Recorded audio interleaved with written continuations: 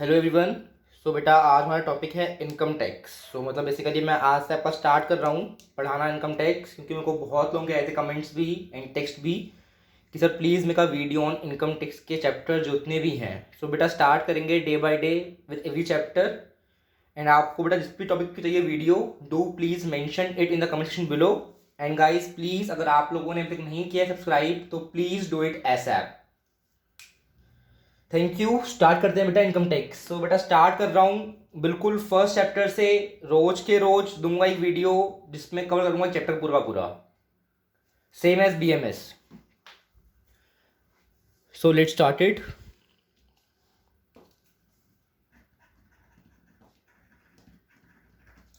Income tax देखो बेटा, first thing तो it is one of the most scoring subject. Chapter number first बेटा कर रहा हूँ आपको पहले स्टार्ट, आपका अभी रेजिडेंशियल स्टेटस, जिसमें से आपका एक क्वेश्चन पक्का आएगा ही आएगा।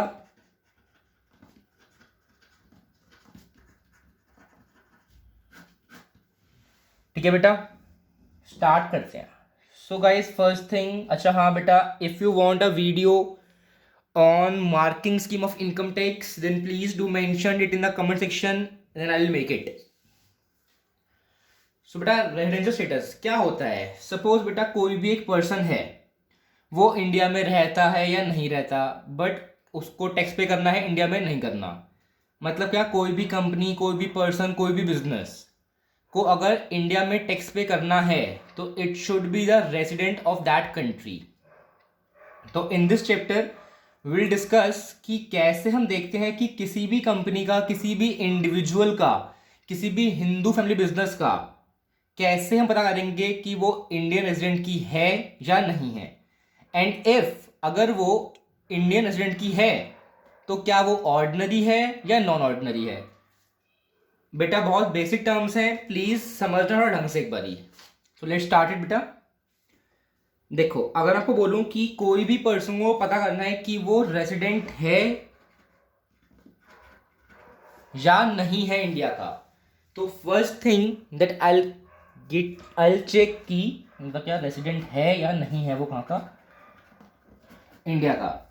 तो the very first thing which I check is कि उस पर्सन को previous year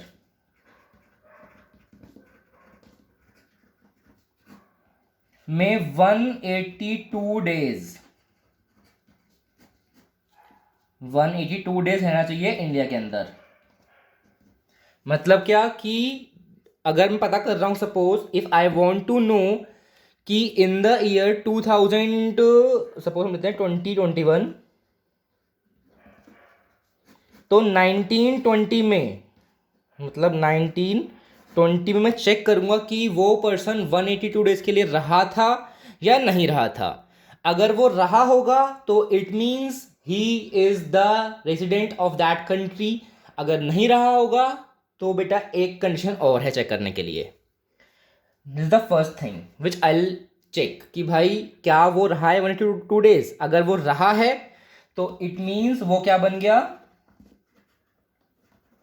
resident of that country. Simple. Second चीज, अगर वो पर्सन, ये जो कंडीशन है, मतलब क्या, कंडीशन नंबर फर्स्ट जो है मेरी ये वाली, अगर वो उसको फुलफिल नहीं करता तो क्या मैं बता पाऊंगा कि वो रेजिडेंट है या नहीं है? हाँ जी बिल्कुल। कैसे, देखते हैं एक बार। बेटा अगर कोई भी पर्सन या तो करता है कंडीशन फुलफिल, अगर वो नहीं कर पाया तो फिर एटलीस्ट 60 डेज वो रहना चाहिए कहां पर, इंडिया में, during the previous year. Plus मतलब क्या, ये भी और ये कंडीशन भी both need to be fulfilled. क्या है बेटा ये कि 365 days in the 4 previous year. बेटा मतलब कि इसके पहले के 4 सालों में वो रहना चाहिए 365 डेज, कहां पर, इंडिया में। अगर वो पर्सन ये दोनों कंडीशंस को करता है फुलफिल तो हम बोल देंगे कि हाँ जी वो भी है रेजिडेंट ऑफ आवर कंट्री।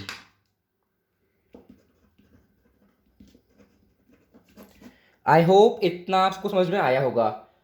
तो बेटा एक बार आगे बढ़ने से पहले एक क्वेश्चन करते हैं इसके ऊपर, जो आपके एग्जाम में आ सकता है, या मैं बोलूँ बेटा कि एग्जाम में वैसे वैसे क्वेश्चन भी आते हैं लाइकवाइज। देखो बेटा, अब हमें क्या बोला हुआ है कि एक पर्सन है जो इंडिया में आया है इतने इतने दिन के लिए, इतनी इतनी बार इस साल में। मेरे को बताना है कि क्या वो रेसिडेंट है या नहीं है। तो देखते हैं एक बार बेटा, पहले वो कितने दिन आया, लिखते हैं उसको एक बार।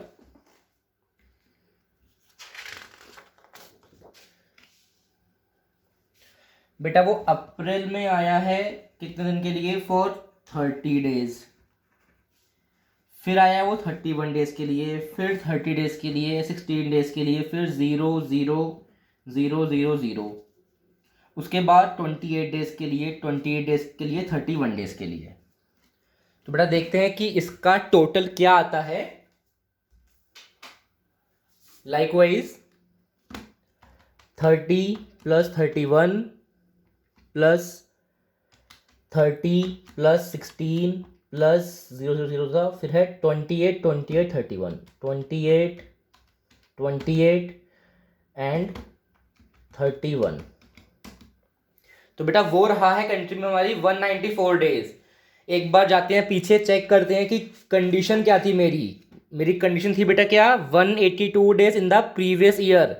हाँ जी, 194 डेज वो रहा है। So it means condition 1 is fulfilled, hence we can say कि वो पर्सन मेरी कंट्री का रेसिडेंट है। ठीक है बेटा, इतना आया समझ। नेक्स्ट थिंग बेटा, अगर हमको चेक करना है अब कि वो पर्सन ऑर्डिनरी रेसिडेंट है या फिर नॉन ऑर्डिनरी रेसिडेंट है, तो मैं क्या देखूंगा, देखो अब, इन ऑर्डर टू चेक कि वो पर्सन ऑर्डिनरी है या फिर नॉन ऑर्डिनरी रेसिडेंट है।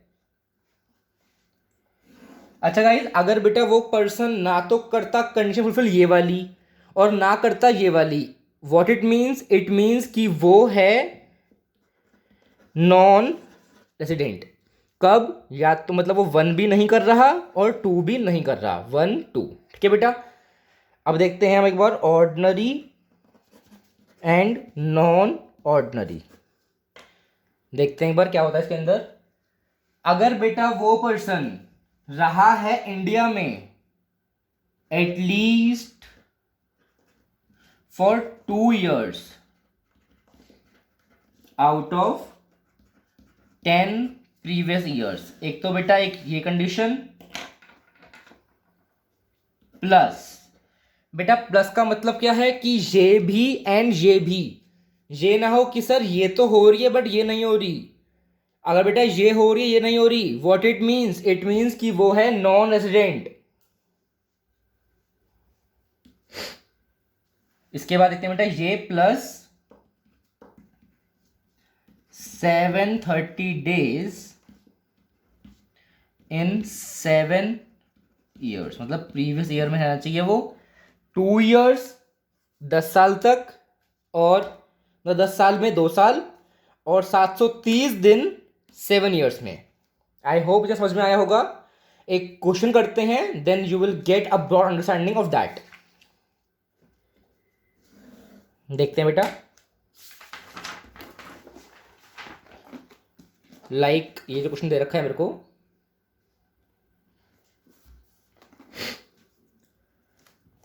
Mister Clinton an American citizen come to India for the first time. देखो बेटा, वो फर्स्ट टाइम कब आया है, इन द ईयर 2009 और 10 में। मैं लिखता हूँ क्वेश्चन बेटा आपके लिए एक बारी, it will be easy for you. वो इंडिया में फर्स्ट टाइम आया है in the year 2009-10 for 120 days. ठीक है बेटा, उसके बाद वो आया 10-11 में, 11-12 में, 12-13 में, 13-14 में, 14-15 में, for like 150 days, 100 days, 120 days, 190 days and 94 days, 1 2 3 4 5 6, 1 2 3 4 5 6। ठीक है बेटा, अब हमको बताना है कि 15 16 में क्या वो रेजिडेंट है या नहीं है। अगर है तो कौन सा वाला है, ऑर्डिनरी है या नॉन ऑर्डिनरी है। देखते हैं एक बार गाइस, एक बार बेटा प्लीज वीडियो में पॉज करो एंड एक बार खुद से ट्राई करो and then please tell me कि क्या आपका आंसर सही आया या गलत आया।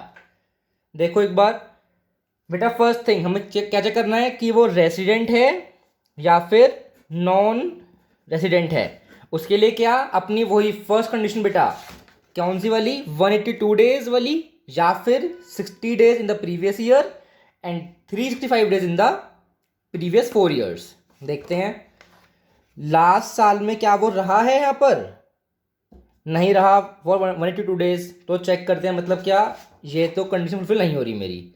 मैं आता हूँ इसके ऊपर। अब क्या है बेटा, at least 60 days in the previous year, 60 दिन प्रीवियस ईयर में, हाँ जी रहा है, 60 डेज रहा है प्रीवियस ईयर में, ये तो हो गई जी done.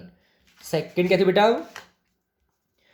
365 days in the 4 previous year preceding the previous year. बेटा मतलब क्या, 1 2 3 4 में होना चाहिए कितना, 365। चेक करते हैं, 190 120 100 एंड 150, कितना आ रहा है 560। मतलब क्या, 365 डेज 4 साल में रहा है वो।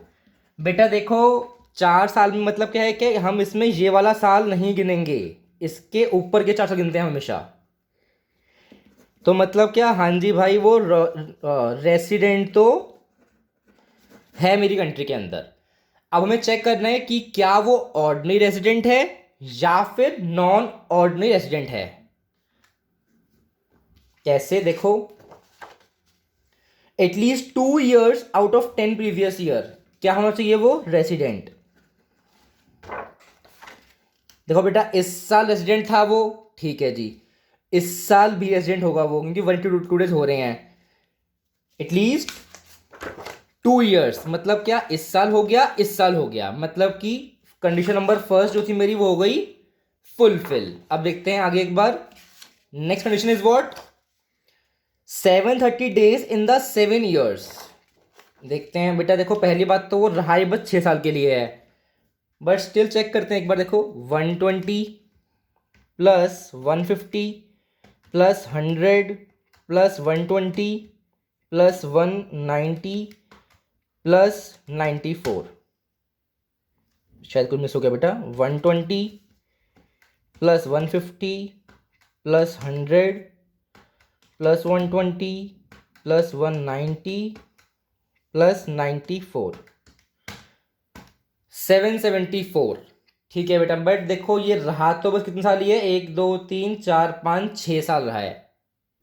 बहुत सारे बच्चे बेटा यही गलती करते हैं, देखो क्या कि सर हमारा आंसर आ रहा है कितना 774, आपने कहा था 730 आना चाहिए बेटा, मगर मैंने क्या कहा था आपको कि 730 days in last 7 year preceding the previous year, मतलब कि ये वाला साल छोड़कर कितने हुए, माइनस करो 90 में से अब 680, मतलब क्या 730 यहां पर भी नहीं हुआ।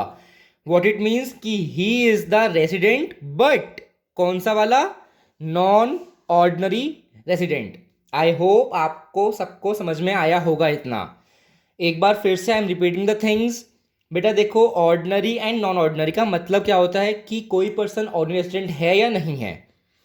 अगर मैं बोलता हूं ऑर्डिनरी रेसिडेंट तो क्या उस पर्सन को आना चाहिए, देखो ये conditions, at least 2 years out of 10 previous year, but last year को छोड़कर, मतलब इस ईयर को छोड़कर ऊपर के 10 साल में होना चाहिए वो 2 साल तक के लिए resident. Second thing, 730 days in the last 7 years, मगर सेम इस साल को छोड़कर, जो कि नहीं बना, hence he is the resident but non ordinary resident. I hope इतना आप सबको समझ में आया होगा। ठीक है जी बेटा, अब आपका एक लास्ट टॉपिक और बचता है इसके अंदर, उसके बाद आपका ये चैप्टर खत्म हो जाएगा। जो क्या है देखो कि जो मेरी इनकम है वो कहाँ टैक्सेबल होगी। बेटा मतलब क्या कि जो भी मैं इनकम अर्न कर रहा हूँ, चाहे वो है रेसिडेंट, ऑर्डिनरी वाला या नॉन ऑर्डिनरी वाला या फिर नॉन रेसिडेंट, क्या वो इनकम पर टैक्स इंडिया में देंगे या नहीं देंगे। मतलब क्या कि क्या उनकी इनकम इंडिया में टैक्सेबल होगी या फिर नहीं होगी। चेक करते हैं बेटा इसको वो कैसे। लाइक वाइज मैं आपको बताया था क्या क्या चीजें, 3 चीजें। The first thing is resident, कौन सा वाला, ऑर्डिनरी रेसिडेंट, एंड देन मैंने आपको बताया non ordinary resident, and then non resident. ठीक है बेटा, देखो कैसे एक बार। बेटा अगर आपको बोलता हूं कि आपकी कोई भी इनकम है विच इज रिसीव्ड इन इंडिया या फिर डीम्ड टू बी रिसीव, मतलब कि मिल चुकी है या फिर मिलने वाली है इंडिया में, चाहे वो इंडिया में अर्न हुई है या फिर नहीं हुई। अगर वो इनकम आपकी रिसीव हुई है इंडिया में या इंडिया में रिसीव होने वाली है, चाहे आपने इंडिया में कमाई है या नहीं कमाई है, तो बेटा अगर आप ऑर्डिनरी रेसिडेंट हो तो भी आप टैक्स पे करोगे इंडिया को, नॉन ऑर्डिनरी तो भी करोगे, एनआर हो तब भी करोगे। Second case, I repeat the first one once again. बेटा ऐसी कोई भी income which is received in India or is deemed to be received in India whether it is earn in India or not, उसके ऊपर तीनों के तीनों, चाहे वो ऑर्डिनरी हो, नॉन ऑर्डिनरी हो या फिर नॉन रेसिडेंट हो, तीनों लोग टैक्स पे करेंगे कहां पर, इंडिया में। सेकंड के जैसे बेटा एक बार बताओ, कोई भी आपकी ऐसी इनकम विच एक्रूज और अराइज और डीम टू बी एक्रूज, मतलब क्या होने वाली है, बाद में होगी, कहां पर, इंडिया में, चाहे वो इंडिया में रिसीव हो या ना हो, मगर अगर आपको कोई भी इनकम विच इज एक्रूज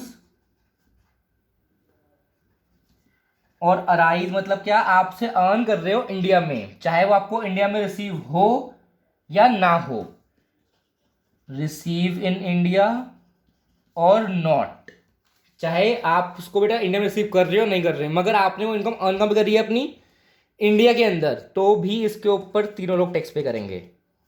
ठीक है बेटा, नेक्स्ट थिंग बेटा बताओ, आपकी ऐसी कोई भी इनकम विच, जिसको आप अर्न करते हो कहां पर, आउटसाइड इंडिया, या मतलब क्या बेटा मैं बताऊं के लिए वाले भी, अर्न इन इंडिया और received in India, sorry outside India.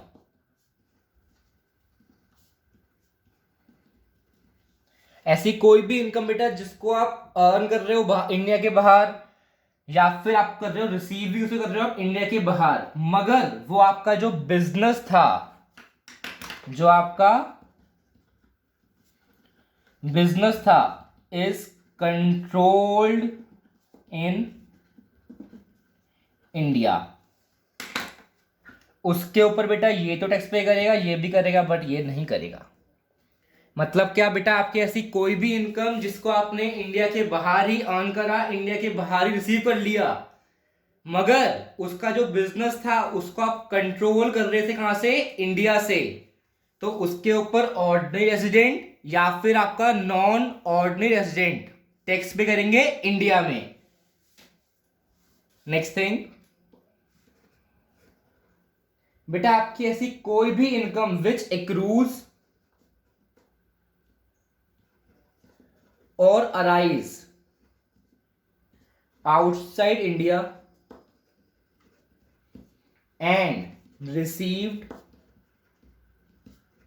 Outside India from any other source, मतलब क्या कि आपने कुछ भी करा फ्रॉम एनी अदर सोर्स, अगर आपकी कोई भी इनकम है उसे आप, मतलब आपको आपकी इनकम अर्न भी बाहर से हो रही है, रिसीव भी बाहर से हो रही है, और आप उसको अर्न भी बाहर ही कर रहे हो, तो उसके ऊपर कोई भी टैक्स पे नहीं करेगा, ये भी नहीं, ये भी नहीं, बट ये करेगा, because he is the ordinary resident. Next case, income which accrues और अराइज, मतलब क्या, एक्रूज और अराइज आउटसाइड इंडिया, मतलब क्या आपने कोई भी इनकम अर्न करी है बाहर, इंडिया के बाहर से, और आपको वो रिसीव भी कहाँ हुई, आउटसाइड इंडिया, मगर उस इनकम को आप इंडिया में ले आए, उस पर कोई भी टैक्स पे नहीं करे। क्योंकि बेटा देखो, अगर कोई भी इनकम है, अगर आपने वो अर्न भी बाहर करी और आपने वो इनकम रिसीव भी बाहर ही कर ली, मगर उस इनकम को आप बाद में लेके आते हो इंडिया के अंदर, इट मींस कि आप उस इनकम में किसी और कंट्री के अंदर टैक्स पे कर चुके हो, तो आपको डुअल टैक्स पे करने की कोई नीड नहीं होती, इसलिए उस इनकम के ऊपर कोई भी पर्सन टैक्स पे नहीं करेगा। In order to get the broad understanding, एक क्वेश्चन करते हैं बेटा इसको, बेटा अब हम देखते हैं। देखो बेटा, मैं बोलता हूं आपके लिए एक बारी कि गवर्नमेंट ऑफ इंडिया ने पे करे हैं 20 लाख रुपए under an agreement to be used for a project in India. और बेटा मैं बताऊं पहले एक बात आपको जरा, कि एक कंपनी थी आर लिमिटेड, हमने उसको पे करे हैं, ठीक है। और ये जो कंपनी थी ये थी हमारी नॉन रेसिडेंट इन इंडिया, मतलब कि ये वाली कंपनी है, यहां वाला केस है। अब देखो बेटा, फर्स्ट पॉइंट क्या बोला हुआ इसके अंदर, कि गवर्नमेंट ऑफ इंडिया ने इसको पे करे हैं कितने रुपए, 20 लाख रुपए to be used for a project in India. मतलब क्या, वो पर्सन इनकम को अर्न भी कर रहा है इंडिया में और रिसीव भी कर रहा है इंडिया में ही, तो मतलब वो उसके ऊपर वो टैक्स पे करेगा, मतलब ये होगी टैक्सेबल। सेकेंड केस देखते हैं, हमें बोला हुआ है S limited an Indian company pay कर रही है 30 लाख रुपए for a know how to be used in India. मतलब क्या, जो ये कंपनी थी इसने बेटा इनकम अर्न भी कहां से करी, इंडिया में, और रिसीव भी कहां कर ली, इंडिया में ही, तो ये इनकम भी इसके लिए टैक्सेबल होगी। Third case, Y limited an Indian company pay कर रही है 40 लाख रुपए to acquire Germany to be use in China. बेटा मतलब क्या, कि मैंने कोई, मतलब मैं इंडिया मानते हैं, और मैंने पे करे आर लिमिटेड जो कि एक बाहर की कंपनी है, उसको पे करे, किस लिए, कि उसको मेरा कोई काम करना है जर्मनी के अंदर चाइना के लिए। मतलब बेटा इंडिया के बाहर का हो गया, इट मींस कि उसके ऊपर कोई भी टैक्स पे नहीं होगा। क्योंकि बेटा देखो, इंडिया में ना तो इनकम रिसीव हो रही और ना ही अर्न हो रही है। अर्न हो रही है कहां के लिए, जर्मनी के लिए, कहां से, सॉरी, अर्न हो रही है चाइना के लिए, जर्मनी से। देखते हैं एक बार हम next case, Z limited a non resident company paid 24 lakh for acquiring know how to be used in India, to be used in India. बेटा मतलब क्या हो गया इसका, कि इंडिया में इनकम यूज हो रही है, मतलब कि इंडिया में ही पे कर रहा हूं, इंडिया में ही रिसीव कर रहा हूं, तो ये टैक्सेबल होगी। आई होप आपको सब कुछ समझ में आया होगा। अगर नहीं आया या कोई भी डाउट है तो please mention it in the comment section below. बेटा very soon I am going to make a video which will cover an important question of income tax chapter residential status, and it will cover all the basic concepts and a difficult question, a full-fledged question, so please do watch it। And आपको बेटा जो भी आपके comments हैं please do mention in the comment section below, and please do like and subscribe to my channel. And आपको जो भी चाहिए video please mention it in the comment section below और गिव मी अ व्हाट्सएप।